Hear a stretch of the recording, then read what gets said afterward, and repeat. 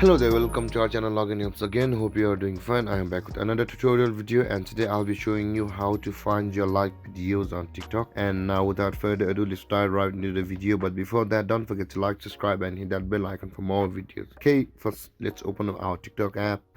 And sometimes you like an awesome video and you want to share that video to someone you love, or your friend or your community, but you can't find it. So I'm gonna help you with that today. In order to find your liked videos on TikTok, just go to your profile by tapping on the profile button on the bottom right corner of your phone. Tap there, and after that you can see the heart icon over here beside the lock icon. Over here, tap there.